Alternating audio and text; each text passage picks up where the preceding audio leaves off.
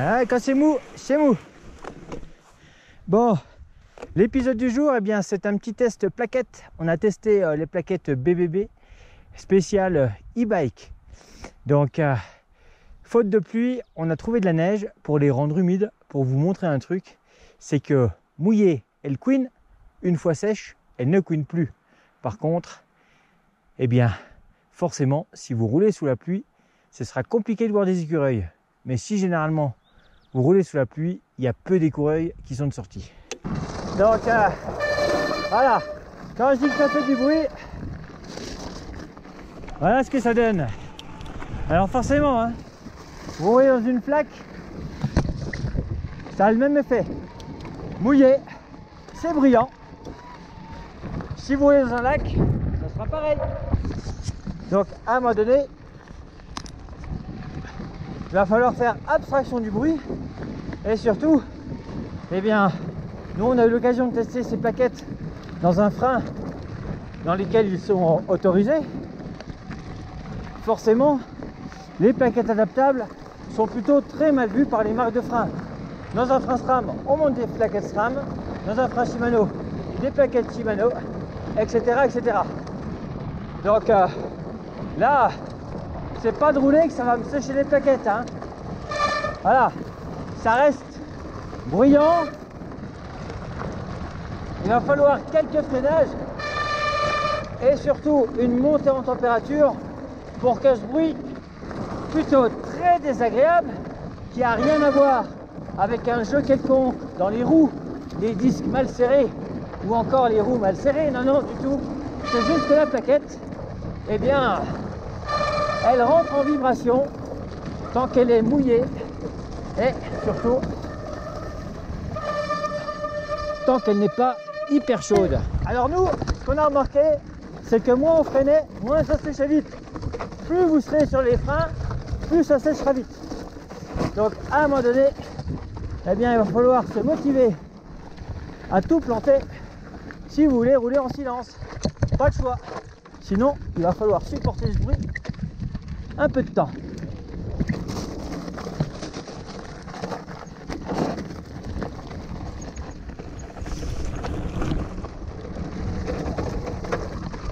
Alors l'astuce, c'est de trouver une grande descente, comme ça, assez rapidement, à condition de ne pas repasser dans une flaque d'eau. Eh bien, ce bruit plutôt désagréable, il faut le dire, va totalement disparaître.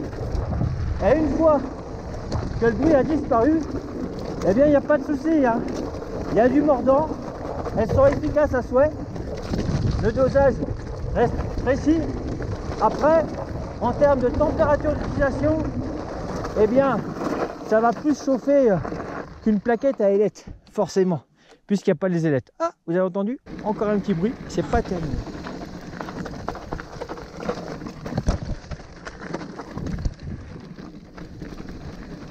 Après, je pense que la question que vous allez vous poser, bon, ces plaquettes font le job dans un frein dont la marque les autorise, elles feront peut-être le job finalement dans mon frein, c'est juste, j'aurai plus de garantie. Bon, déjà, la bonne question à vous poser, c'est est-ce que vos freins sont encore garantis? Si ceux-ci ont plus de 2 ans, ils sont malheureusement plus garantis. Bon, c'est pas une raison pour faire des bêtises et des conneries. Mais à un moment donné, entre ne plus pouvoir rouler parce que vos plaquettes sont totalement mortes ou continuer à rouler avec des plaquettes adaptables en toute sécurité, avec un bon freinage, eh bien ça peut être la solution de dépannage, puisqu'à un moment donné, l'objectif lorsqu'on a acheté un vélo, eh bien c'est d'en profiter un max.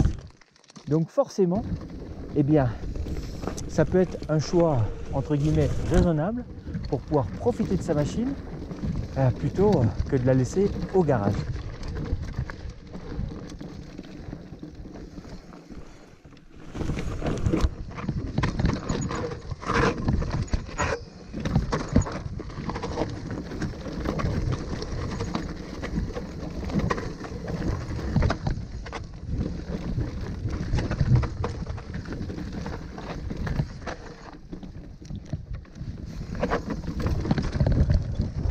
Ah, les freins, on aime bien côté dessus quand même.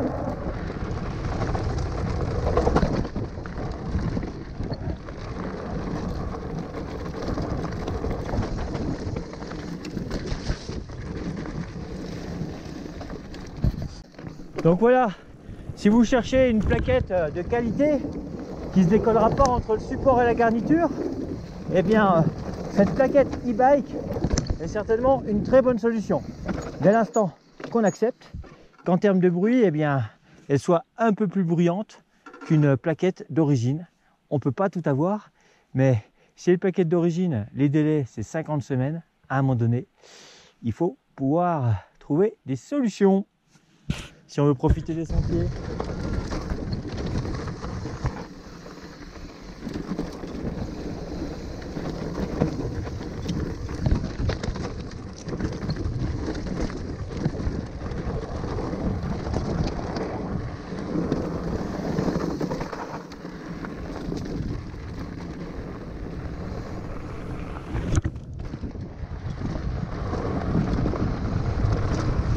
Voilà, hein.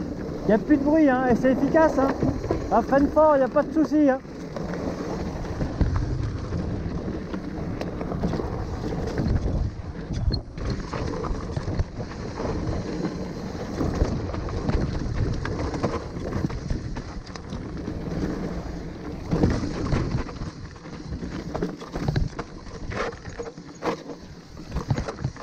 Là, je découvre.